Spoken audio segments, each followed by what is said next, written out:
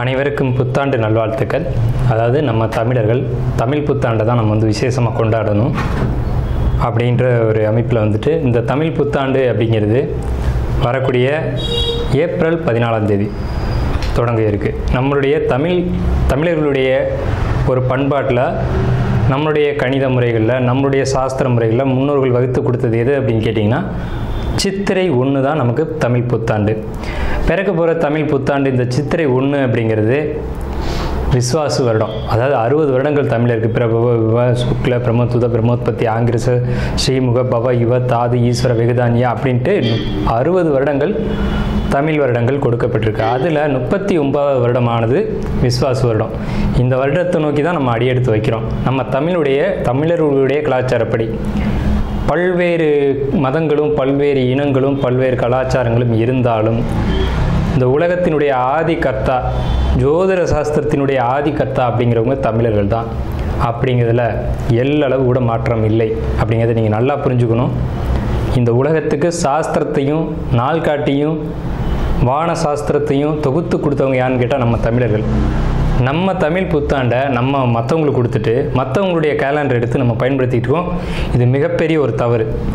இந்த இடத்துல நம்மளுடைய தமிழ் புத்தாண்டை நம்ம பின்பற்றணும்னு சொல்லி ஒரு வேண்டுகோளை நம்ம வச்சுட்டு இந்த தமிழ் புத்தாண்டு எப்படி இருக்குது அப்படிங்கிற அமைப்பையும், தமிழ் புத்தாண்டு என்ன, தமிழ் புத்தாண்டுடைய சிறப்புகளையும் நம்ம பேசுவோம். அதாவது நம்மளுடைய தமிழ் கடவுள் அப்படிங்கிறவர் முருகன் தாங்க. அகத்தியருக்கு தமிழை கற்றுக் கொடுத்தவர் யாருன்னு கேட்டிங்கன்னா முருகன் தாங்க.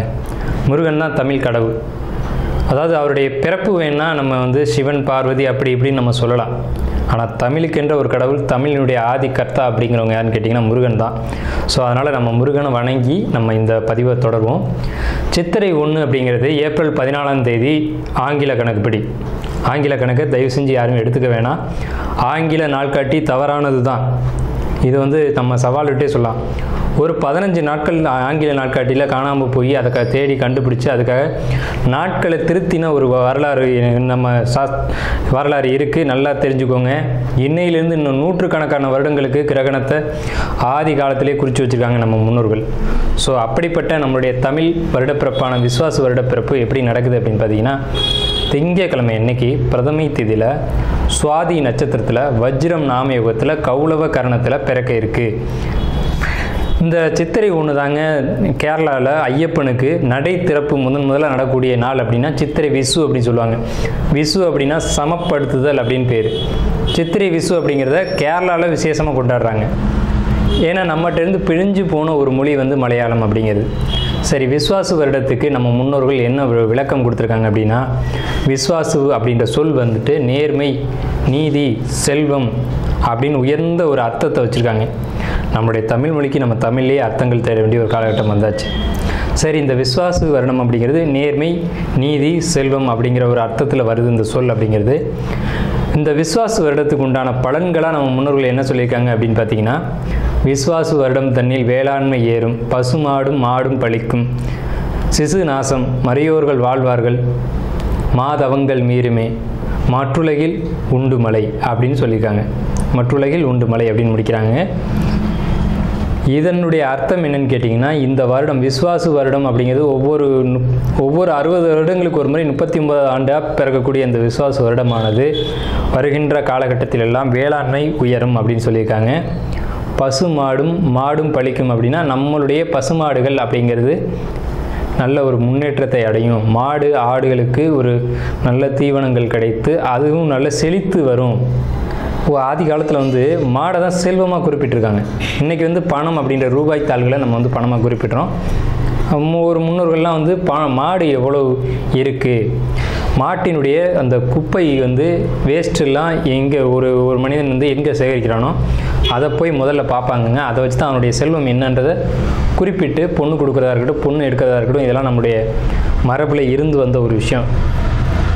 ஸோ அப்போ இத்தனை மாடுகள் இருந்தால் தான் அவன் செல்வந்தன் அப்படின்ற ஒரு கான்செப்ட் முன்னோர்கள் நமக்கு காமிச்சிருக்காங்க. அப்படிப்பட்ட பசுமாடுகள் மாடும் பழிக்கும் அப்படின்ற ஒரு வார்த்தையை அங்கே குறிப்பிட்டிருக்காங்க. சிசு நாசம் அப்படின்ற வார்த்தையை சொல்கிறாங்க. மறையோர்கள் வாழ்வார்கள். மறையோர்கள்னால் யாருன்னு கேட்டிங்கன்னா, சமுதாயத்தில் முக்கியமாக இருக்கக்கூடிய பெரியவங்க, மற்றவங்களுக்கு வழிகாட்டக்கூடியவங்க வாழ்வாங்க அப்படின்றத சொல்லியிருக்காங்க.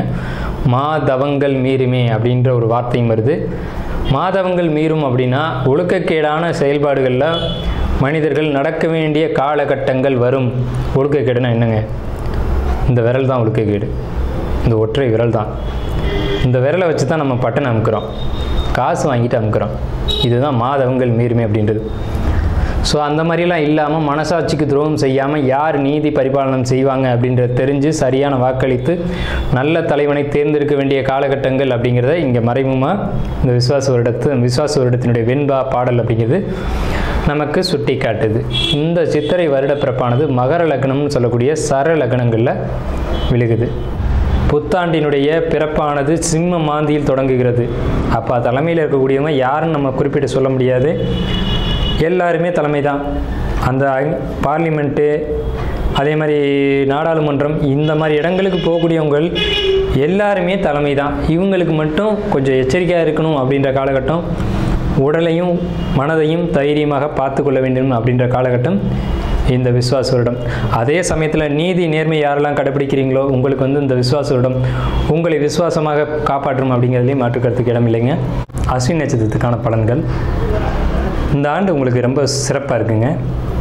மன உளைச்சல்கள் உண்டு, அதை நீங்கள் குறைச்சிக்கலாம். தந்தை வழியில் நல்ல விஷயங்கள் அப்படிங்கிறது இருக்கும். பூர்வீக சொத்தில் தடை அப்படிங்கிறது இருக்கும். எதிரிகளுடைய தொந்தரவு அப்படிங்கிறது இருக்கும். இது எல்லாத்தையும் நீங்கள் கோபப்படாமல் இருந்தீங்க அப்படின்னா, கோபப்பட்டு தேவையற்ற வார்த்தைகளை பேசாமல் இருந்தீங்கன்னா தவிர்த்துக்கலாம். ஸோ எதிரி தொந்தரவோ அதாவது கடன் பிரச்சனையும் இருக்குது. கடன் பிரச்சனையை கூட படிப்படியாக சரி பண்ணிக்கலாம். ஆனால் எதிரி தொந்தரவோ அல்லது சொத்து தடையோ சரி செய்யணும் அப்படின்னா நீங்கள் கோபப்படாமல் இருக்கணும். மொத்தத்தில் அஸ்வினி நட்சத்திரத்துக்கு விசுவாச வருடம் ரொம்ப நல்ல பலன்களை தான் கொடுக்க காத்துக்கிட்டு இருக்குங்க.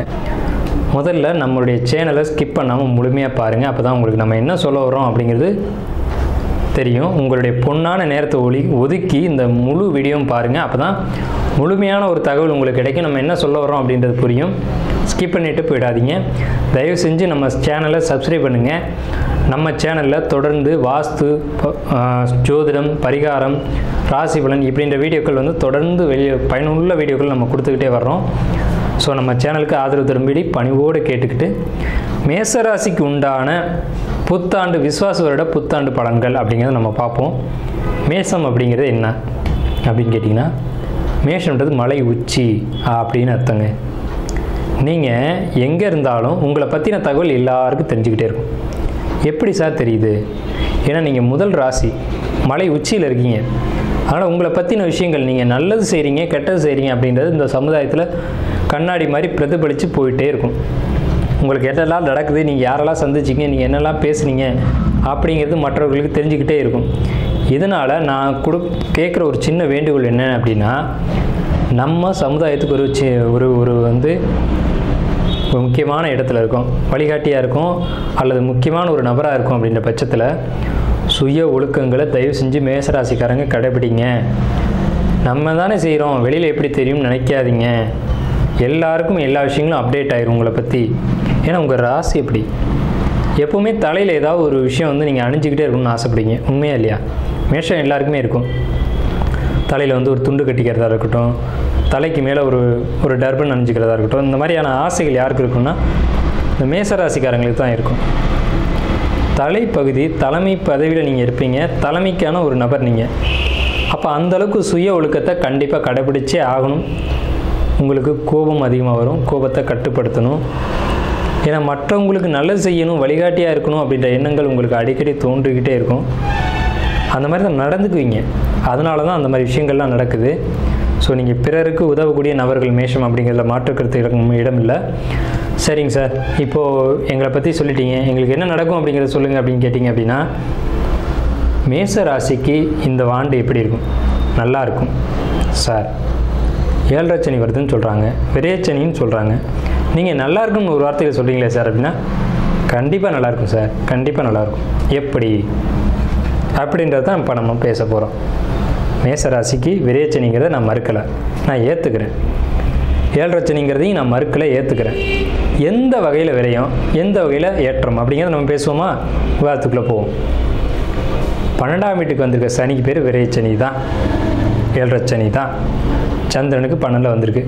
பாரப்பா 12 ஜென்மம் 2 பாங்கான முடவன் சஞ்சார நாளில் சீரப்பா சிறநோயும் அம்மை பெய்து சிவசிவா ஜலபயமும் பொருளும் சேதம்.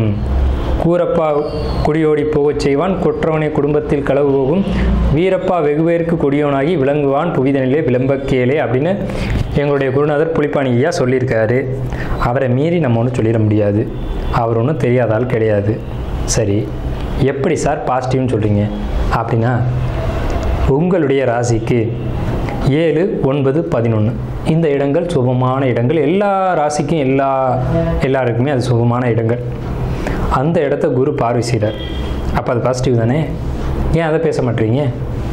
அப்போ இதை பேசுனீங்க அப்படின்னா அதையும் பேசி தானே ஆகணும். குருவுக்கு ஒரு படம் இருக்கும் இல்லையா? சனி நின்ற இடம் வளர்ச்சி, பார்த்த இடம் பால். குரு நின்ற இடம் பால், பார்த்த இடம் வளர்ச்சி. இதையும் பேசணும்ல. உங்கள் ராசிக்கு 7.5 சனி வந்தாச்சு. பொறுமை தேவை, நான் மறுக்கலை. பொறுமையை நீங்கள் தவறுவீங்க. பொறுமை தவறும்படியான சம்பவங்கள் உங்களுக்கு நடக்கும். ஆனால் பொறுமை தவறிடாதீங்க. ஏன்னா டக்குன்னு ஷார்ட் டெம்பர், சார் நான் கோவமாக பேசிடுவேன் சார் அப்படின்னு அதை ஒரு கௌரவமாக பேசிக்கிறவங்க யாருன்னா மேசராசிக்காரங்களான்னு நீங்கள் தான். ஷார்ட் டெம்பர்னு அதுக்கு பேர். ஷார்ட் டெம்பருங்கிறதே நீங்கள் ஒரு கௌரவமாக பேசிக்கிங்க. வேணாம் சார், இந்த காலகட்டத்தில் பொறுமையை கடைப்பிடிங்க சார். அதை சொல்லிக் கொடுக்க தான் சார் சனி வர்றாரு. சனி 3ஆம் பார்வை உங்கள் ராசிக்கு 2ஆம் இடத்தை பார்க்குறாரு சார். வாக்குஸ்தானத்தில் பார்வை செய்கிறார். அப்போ என்ன செய்வார்? கோபத்தில் வார்த்தைகளை சிதற வச்சிருவார். நீங்கள் பேசுகிற விஷயங்கள் எல்லாமே தவறாயிடும். அப்படின்னா பேச்சை கட்டுப்படுத்தணும் அப்படின்ற அர்த்தம். பேச்சின் மூலமாகத்தான் உங்களுக்கு வில்லங்கங்கள் பிரச்சனைகள் வர காத்துக்கிட்டு இருக்கு.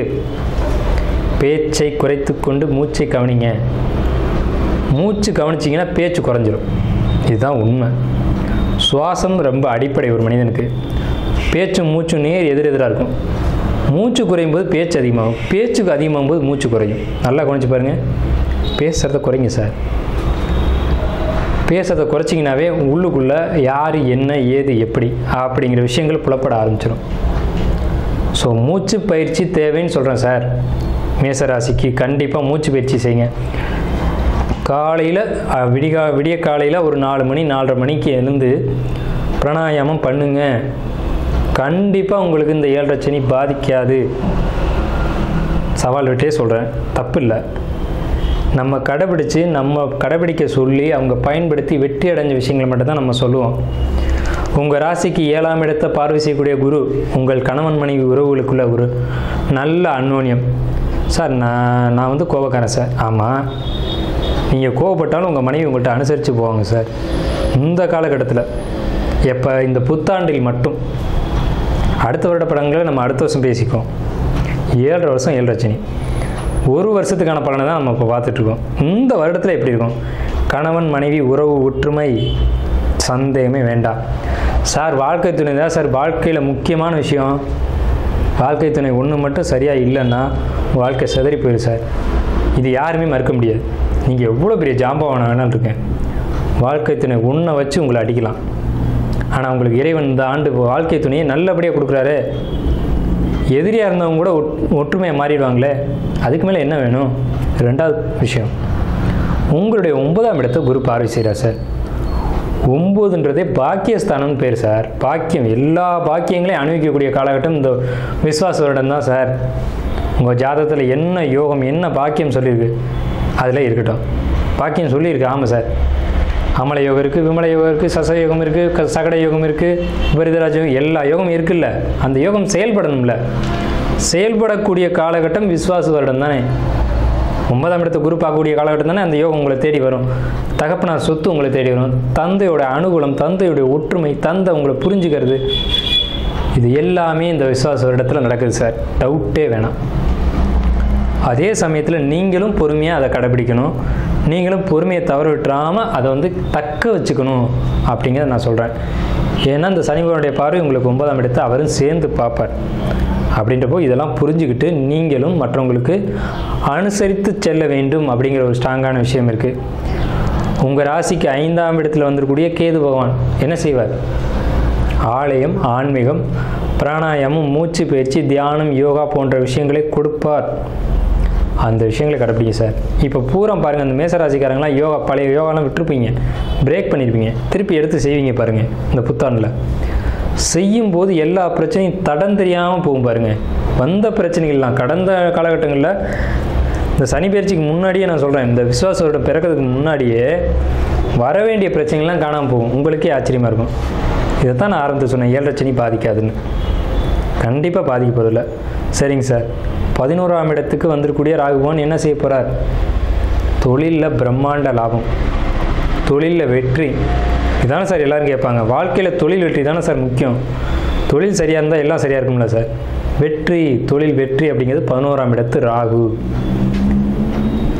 குடும்ப அமைப்புக்குள்ளே ஒரு ஒற்றுமை, வருமானம், தனலாபம் கண்டிப்பாக உண்டு. சகோதர வழி ஒற்றுமைகள் உண்டு. சகோதர வழிகளில் சின்ன சின்ன சங்கடங்கள் வரலாம், இல்லைன்னு நான் மறுக்கலை. சகோதரனால தான் பிரச்சனை வருங்கிறத நான் ஆழமாக சொல்கிறேன். சகோதரனை விட்டு விலகி இருங்கன்றதை நான் சொல்கிறேன். தாய் வழி உறவில் கொஞ்சம் சிக்கல் நெருடல்கள் வரும். அம்மாவுக்கு உடல் ரீதியான தொந்தரவுகள் வரலாம், வராதுன்னு நான் சொல்லலை. அதே சமயத்தில் உங்களுக்கு ஆன்மீக பயணங்கள், ஆன்மீக பாதைகள் தேவை. குழந்தை வழி அனுகூலம், குழந்தைகள் வெளிநாடு வெளியூர் போய் படிக்கக்கூடிய யோகம் உண்டு. எதிரிகளால் தொந்தரவுகள் உண்டு. எதிரிகளால் ஏற்பட்ட தொந்தரவுகள் நிவர்த்தியாகக்கூடிய காலகட்டமும் இதுவே. அதை சரியாக பயன்படுத்திக்கோங்க. சரிங்களா? கணமுள்ள நவமாறு தனலாபம் 3இல் கதிர்மைந்தன் தான் இருக்க தன விதி தீர்க்கம். கணமுள்ள தனமாறு லாபம் 3இல் கதிர்மைந்தன் தான் இருக்க விதி தீர்க்கம். தனலாபம் பிதிர்தோஷம் சத்ருபங்கன். தரணிதனின் பேர் விளங்கும் அரசன் லாபம் அப்படிங்கிறாங்க. அப்போ இந்த காலகட்டத்தில் சனி பயிற்சியானது உங்களுக்கு தனலாபத்தையும், ஒரு பிதிர்தோஷம் இருந்தாலும் சத்ருபங்கம், எதிரியை ஜெயிக்கக்கூடிய காலகட்டம்னு சொல்லிட்டாங்க. ஸோ இந்த காலகட்டம் நீங்கள் எதிரியை ஜெயிக்கக்கூடிய காலகட்டம். 7 சனியில் நீங்கள் தான் கவனமாக இருக்கணும். எதிரிகளுக்கு இடம் கொடுத்து விடக்கூடாது. அப்போ நீங்கள் கோவப்பட்டால் மட்டும்தான் சார் பிரச்சனை, வேறு எங்கேயுமே தொந்தரவு இல்லை சார். பாசிட்டிவான பலன்கள் 70% இருக்குது சார். கண்டிப்பான முறையில் பாக்கியஸ்தானம் நல்லாயிருக்கு, தந்தை வழி அனுகூலம் நல்லாயிருக்கு, தொழில் நல்லாயிருக்கு, தொழிலில் லாபம் பிரம்மாண்டமாக இருக்குது, தொழில் நஷ்டம் குறைவாக தான் இருக்குது. தொழில் நஷ்டம் அப்படிங்கிறது இந்த ஆண்டு விஸ்வாச வருடத்தில் மேசராசிக்கு இல்லை. தொழில் இடமாற்றம், தொழில் மாற்றம் இது நிச்சயமாக இருக்குது சார். தொழிலை ஒரு இடத்துல பண்ணுறீங்க சார், இடம் மாற்றினா கொஞ்சம் பணம் கைப்பிடிக்குமே சார். ஆமாம், ஆனால் அது நீடித்த ஒரு வளர்ச்சிக்கு போகுமே, அதையும் பேச மாட்டீங்க. விரயச்சனிக்கு விரயம் செய்யணும், சுப விரயம் செய்யணும். தொழிலை மாற்றுங்க, தொழிலை மாற்றுங்கன்னு சொல்ல, தொழிலை இடம் மாற்றுங்கன்னு சொல்கிறோம். தொழில் ஒரு இடத்துல பண்ணிடுறீங்க சார், அது சரியாக இல்லை, அந்த இடம் வந்து ஒரு வசதியாக இல்லை. இன்னொரு இடம் வசதியாக வருது சார், ஆனால் கொஞ்சம் கன்வீனியன்ட் இருக்குது, ஆனால் அதனால் விரயங்கள் வருது அப்படின்னா அந்த விரயம் சுப விரயம் தானே சார். எனக்கு பையன் இருக்காங்க சார், எதுவுமே காது குத்தில் விசேஷம் வைக்கல, வைங்க, நல்லா இருக்கும்ல. எல்லா உறவுகளும் ஒன்று சேருவீங்கல்ல, அந்த காரியத்தை செய்யுங்க சார். எனக்கு பொண்ணு இருக்கா, பொண்ணுக்கு ஒரு விசேஷம் வைங்க, பொண்ணை கேட்பாங்கல்ல, பொண்ணை கொடுக்கலாம்ல, பொண்ணுக்கு திருமண தடைன்றது அங்கே உடையதில்லை. இந்த மாதிரியான சுப விரயங்களை இந்த ஆண்டு மேசராசி எடுத்து செய்யுங்க. வீடு வாங்குங்க அல்லது வீடு கட்டுங்க, கிரகப்பிரவேசம் பண்ணுங்க. இந்த மாதிரி சுப காரியங்களுக்கான சுப விரயமாகத்தான் இந்த சனி பயிற்சியானது இருக்குது. குரு பயிற்சி பாசிட்டிவாக இருக்குது, ராகுகேது பயிற்சி பாசிட்டிவாக இருக்குது. இத்தனை கிரகங்களும் உங்களுக்கு சாதகமாக இருக்கும்போது எப்படி அசுபங்கள் நடக்கும்? நல்லதே நடக்கும் மேசராசிக்கு இந்த விசுவாச வருடம். நன்றியும் வாழ்த்துக்கள்.